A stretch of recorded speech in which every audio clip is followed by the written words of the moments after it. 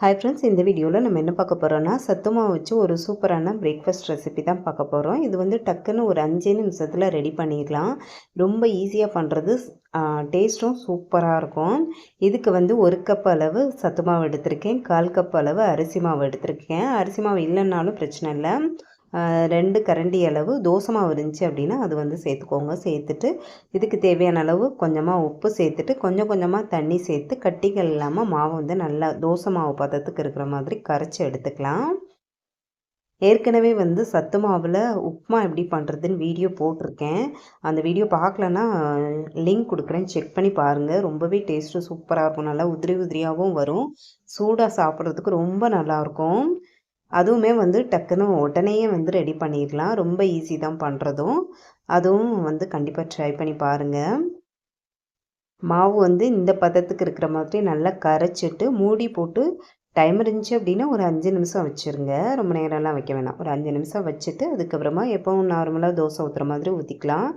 அதே மாதிரி வேக வைக்கிறது வந்து மீடியம் ஹீட்டில் வச்சு வேக வைக்கணும்.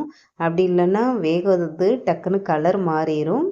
தோசை வந்து பெரட்டுறதுக்கு வராது, பிஞ்சு போயிடும். அதனால் மீடியம் ஹீட்டில் வச்சுட்டு வேக வச்சோம் அப்படின்னா சைடெல்லாம் நல்லா மொறு மொறுன்னு சூப்பராக வரும்.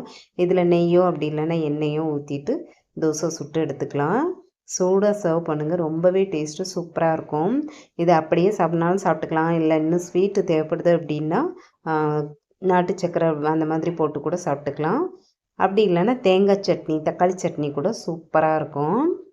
நான் வந்து பசங்களுக்காக சின்ன சின்ன தோசையாக ஊற்றிக்கிறேன். இந்த மாதிரி தோசை ஊற்றிட்டு அதில் வந்து தேன் ஊற்றி கொடுத்தோம் அப்படின்னா பேன்கேக் மாதிரி சூப்பராக சாப்பிட்ருவாங்க. ரொம்ப டேஸ்ட்டாக இருக்கும். இதுவரை ட்ரை பண்ணல அப்படின்னா கண்டிப்பாக ட்ரை பண்ணி பாருங்கள். ரொம்ப ஈஸி தான் பண்ணுறதும். டக்குன்னு வந்து இது வெந்துடும். வேகிறதுக்கும் ரொம்ப நேரம் எடுக்காது. அடுப்பை வந்து ஆனால் மீடியம் ஹீட்லேயே வச்சு வேக வச்சு எடுத்துக்கோங்க. அதே மாதிரி சுட சுட சாப்பிடுங்க. ரொம்ப நல்லாயிருக்கும் சாப்பிட்றதுக்கு.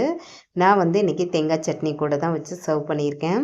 கண்டிப்பாக நீங்களும் சத்து மாவு இருந்துச்சு அப்படின்னா கண்டிப்பாக ட்ரை பண்ணி பாருங்கள். ரொம்பவே டேஸ்ட்டும் சூப்பராக இருக்கும். ட்ரை பண்ணி பார்த்துட்டு எப்படி இருக்குன்னு மறந்துடாமல் கமெண்ட் பண்ணுங்கள். இந்த வீடியோ பிடிச்சிருக்குன்னு நினைக்கிறேன். பிடிச்சிருந்தா லைக் பண்ணிக்கோங்க. இதுவரை நம்ம சேனலை சப்ஸ்கிரைப் பண்ணலன்னா மறக்காமல் சப்ஸ்கிரைப் பண்ணி சப்போர்ட் பண்ணுங்கள். Bye friends.